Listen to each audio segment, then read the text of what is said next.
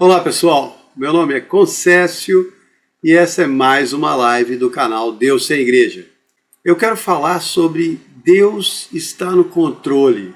Apesar de ser uma afirmação muito usada, ela é polêmica, porque a primeira pergunta que vem quando você fala isso é: se Deus está no controle de tudo, por que eu tenho problemas? Por que eu tenho dificuldades? Por que acontecem coisas ruins? É o mesmo que uma criança perguntar: se meu pai me ama e se foi ele que me colocou na escola, por que eu tenho que fazer prova, resolver problemas? Por que eu não tiro só nota boa? Por que eu tenho colegas chatos? E por que a professora fica me mandando fazer tarefas de casa? A resposta é simples: porque você precisa aprender. Você está na escola da sua vida. Nos seus breves 80, 90, 100 anos de vida aqui na Terra, você precisa aprender tudo o que vai fazer de você a pessoa que você vai ser para a eternidade.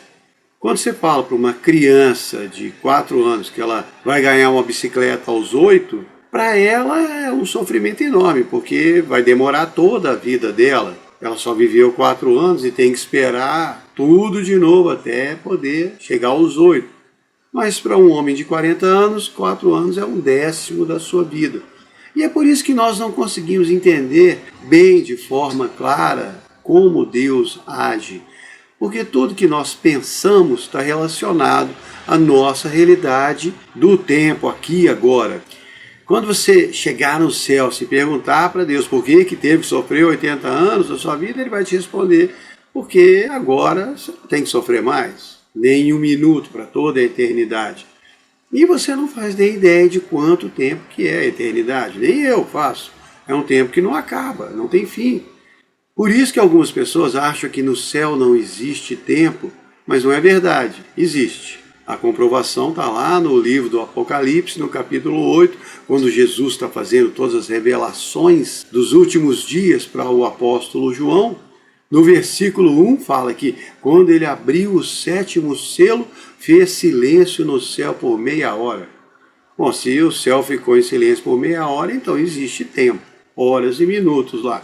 Só que o tempo lá não faz a mesma diferença que faz aqui. Porque lá as coisas não se desgastam com o tempo, as pessoas não envelhecem, elas não morrem. Por isso é tão difícil para nós, escravos do tempo, entendermos isso. Então, se você sofreu 80 anos aqui na Terra, depois que você tiver no céu 80 mil anos, os seus 80 anos aqui vão ser 1/1000 da sua existência. Uma pessoa que viveu aqui 80 anos, ela viveu 42 milhões e 48 mil minutos. Se você pudesse escolher passar só 1 minuto de sofrimento, ainda ia ter 42.047.999 minutos de prazer. É um número muito grande comparado com 1 minuto, insignificante. Pensa, se você viver 80 anos e sofrer só 1 minuto. É mais ou menos a comparação, é uma comparação muito fraca, mas é a relação da nossa vida eterna com o que a gente passa aqui. A única diferença é que lá no céu, o que nós fizemos com a nossa vida é o que vai ter peso. O que você aprendeu, o que você sacrificou pelos outros, como você se preparou para a eternidade. Esse vai ser o seu verdadeiro valor para sempre. Quem você foi aqui? Na Bíblia, todos os homens e mulheres de Deus tinham certeza de que Deus estava no controle de tudo o tempo inteiro. Por isso é que as dificuldades não incomodavam eles tanto. Claro que eles sofriam com elas, mas eles conseguiam olhar as dificuldades com outros olhos, com a visão da eternidade, como está escrito no incrível capítulo da fé, em Hebreus 11, quando Paulo fala dos grandes homens de Deus. No versículo 13 ele começa: todos estes morreram na fé, vendo as promessas de longe, confessaram que eram estrangeiros e peregrinos na terra, buscavam uma pátria melhor, a celestial, pelo que Deus não se envergonha de ser chamado seu Deus, porque já lhes preparou uma cidade. Todos eles sabiam que eles não eram desse mundo e que a pátria deles era o céu. Eles estavam aqui de passagem e sabiam disso.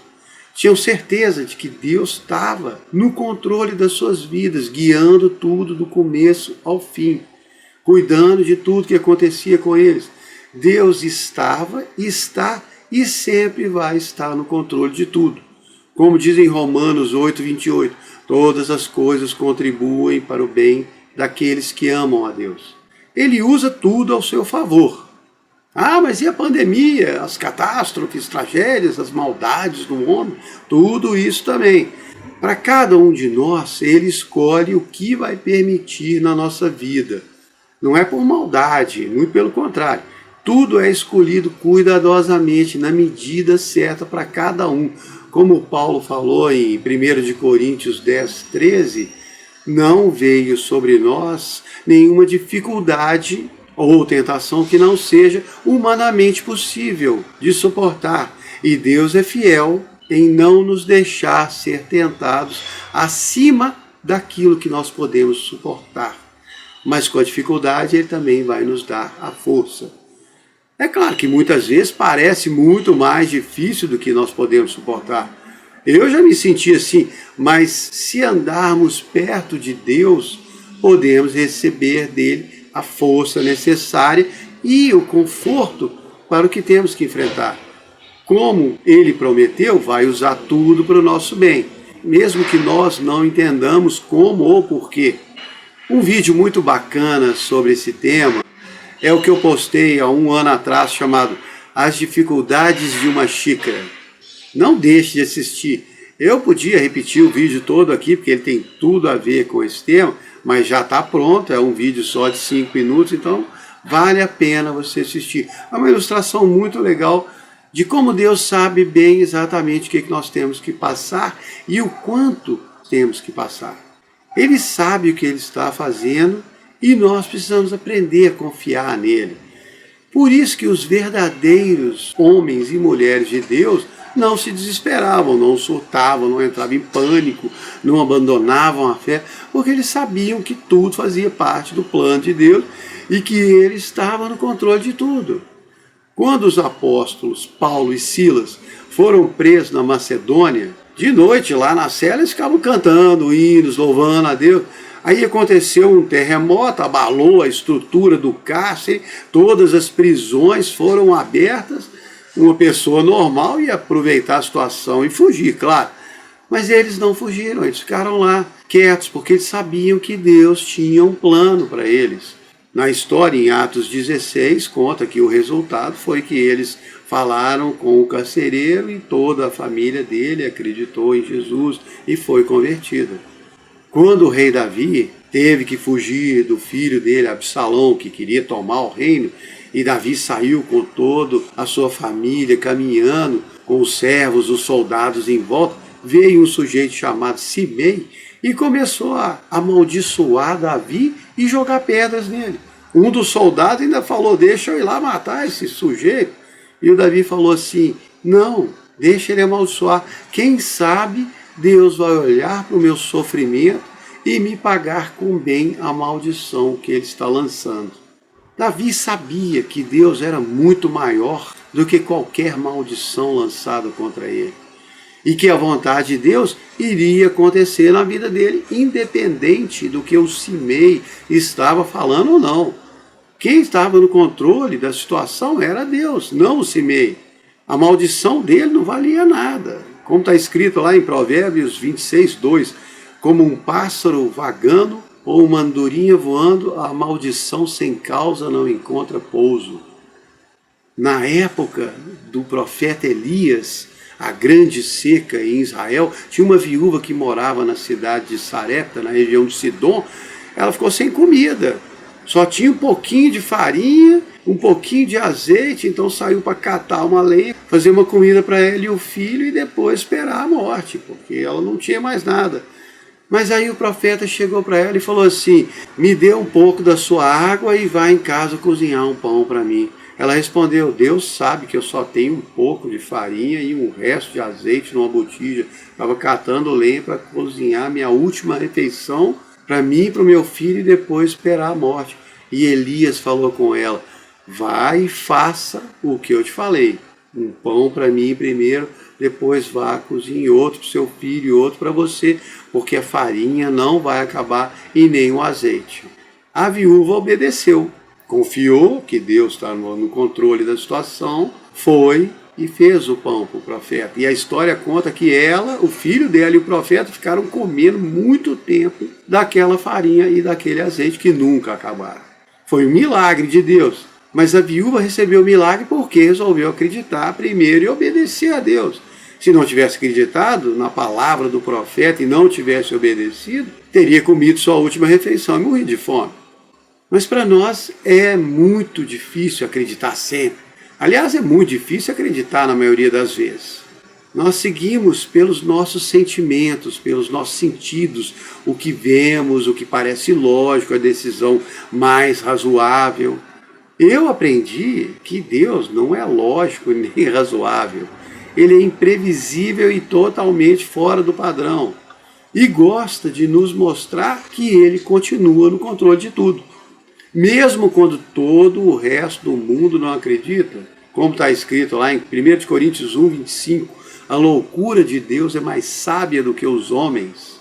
Enquanto nós ficamos raciocinando, analisando, tentando descobrir a lógica do que está acontecendo, Deus vai lá e faz uma coisa louca e muda toda a situação, de uma maneira que ninguém espera. Como ele fez com o Gideão, que conseguiu lá juntar 32 mil homens para lutar contra um exército gigantesco dos midianitas. Estava super inseguro se ia conseguir com aqueles 32 mil homens. Aí Deus chega para ele e fala assim: tem muita gente com você. Manda esse povo embora, fala quem tiver com medo pode ir embora. Aí depois fez mais uns testes e o Gideão acabou com 300 soldados. E Deus falou com ele: olha, vai lá, pega um vaso de barro, uma tocha, uma trombeta. Na hora que eu te der o sinal, você fica gritando, tocando trombeta, quebra os vasos e fica balançando a tocha. Maneira mais louca de lutar uma batalha. Mas Gideão obedeceu, ele sabia que Deus estava no controle, fez o que ele tinha que fazer, e Deus, naquele momento de todo barulho, toda aquela gritaria, enviou um espírito de confusão no meio do exército midianita. Eles ficaram malucos, começaram a matar uns aos outros, e o Gideão venceu a batalha da forma mais louca que tinha. Porque quem estava no controle da situação era Deus, e Ele garantiu a vitória. Quando nós entendermos que Deus está no controle e pararmos de tentar controlar a situação, Ele vai fazer com que tudo dê certo da maneira dele. Quando ele falou para Noé construir a arca, porque ia chover e inundar a terra, nunca tinha chovido antes. É o que diz lá em Gênesis 2, 5 e 6. Saía um vapor da terra para regar toda a superfície e regar as plantas. Por isso que Noé foi tido como louco. Chuva? Que chuva? Ninguém nem sabia o que era isso. Mas ele sabia que Deus estava certo, que Deus estava no controle, ele tinha que obedecer. Gastou anos da sua vida construindo aquele barco, que por sinal está lá até hoje no Monte Arará, congelado lá na Turquia. Quem quiser confirmar é só ir no Google. Várias expedições já foram lá. E a mesma coisa aconteceu com José, o filhinho mimado de Jacó. Tinha sonhado que ele ia ser mais importante que todos os irmãos mais velhos dele. Só que acabou sendo traído pelos irmãos, vendido como escravo. Podia ter desesperado, mas sabia que Deus estava no controle da vida dele. Não parecia, mas estava. Aí primeiro ele foi trabalhar na casa do capitão da guarda do faraó, começou a se dar bem, mas se meteu numa confusão com a mulher do patrão, acabou na cadeia, ficou anos lá esquecido. Dava para pensar que Deus também tinha esquecido dele e que os sonhos que ele tinha tido eram só uma grande ilusão. Mas no final aconteceu tudo como Deus tinha planejado. E ele se tornou o segundo homem mais poderoso do Egito, salvou toda a família dele. Quando os irmãos mais tarde foram pedir desculpa para ele falou: vocês tentaram o mal contra mim, mas Deus tornou o mal em bem para acontecer como se vê hoje. Ele me usou para salvar toda essa gente. Deus tinha um plano para a vida do José. E quando os irmãos do José venderam ele como escravo, Deus não ficou desesperado, tentando resolver o problema. Ele usou todo o mal que eles estavam querendo fazer para ele, para colocá-lo na posição de honra e poder, e fez com que fosse possível José salvar toda a descendência de Abraão. Nenhum problema que você tiver na sua vida vai pegar Deus de surpresa. Você acha que no início da pandemia Deus estava lá no céu todo preocupado sem saber como é que ele ia resolver esse problema, fazendo reuniões com os anjos? Ah, e agora alguém soltou um vírus mortal, o que eu vou fazer? Aí alguém fala assim, não, mas morreu muita gente, esse vírus ainda é uma ameaça? Sim, verdade. Mas isso é o pior que pode acontecer em qualquer situação, a pessoa morrer.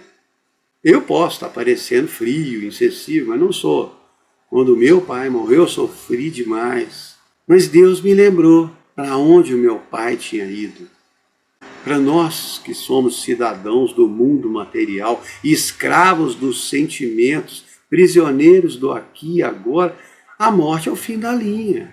O fim da vida, acabou, não tem mais nada. Mas para o cristão, não. Para o cristão, a morte é a sua formatura dessa vida. Imagina, você lá no terceiro período da faculdade, morrendo de tristeza pelos formandos do ano. Coitado, era um aluno tão bom, tão dedicado, agora ele se foi, não está mais conosco, sua vida acadêmica acabou, o que será dele? Mas na verdade é o contrário, o sujeito que se formou está todo feliz, realizado, acabou o sofrimento, a faculdade, aquela peleja com prova, exame, estudo, trabalho de conclusão, estágio. Ele recebeu o diploma e vai partir para a vida real, construir o seu futuro com toda a preparação que ele teve. E o mesmo acontece quando você chega no céu, você descobre que se formou. Aí você vai começar a vida verdadeira. Tem gente que sai da faculdade, abandona os estudos aqui e vai encarar a vida sem preparo. Isso também acontece no céu. Muita gente vai chegar lá despreparada e vai descobrir que lá é que começa a vida verdadeira, a realidade eterna. E como que você se preparou para ela? Então pare de ficar incomodado com as coisas desse mundo. Ficar preocupado é normal. Tentar resolver os problemas faz parte da vida, também é normal. Mas nunca se esqueça de que, aconteça o que acontecer, Deus está no controle. Mesmo que não pareça, mesmo que tudo indique o contrário, mesmo que as coisas não aconteçam como você planejou, pode ter certeza que elas estão acontecendo como Deus planejou. E a melhor coisa que você pode fazer com a sua vida é não atrapalhar os planos dele. Aliás, tente contribuir com esses planos. Siga onde ele está te guiando, tente fazer o que ele pede. Se você puder, quando não puder e não conseguir, continue confiando, continue tentando seguir. E aí, quando chegar o dia da sua formatura, você vai escutar ele falar: bem está meu amigo bom e fiel, vem aproveitar a vida ao meu lado. Essa é a minha versão daquele versículo de Mateus 25, 21, que diz: o Senhor lhe diz, bem está servo bom e fiel, sobre o pouco foste fiel, sobre o muito eu te colocarei. Entra no gozo do seu Senhor. Espero que vocês tenham gostado. Muito obrigado.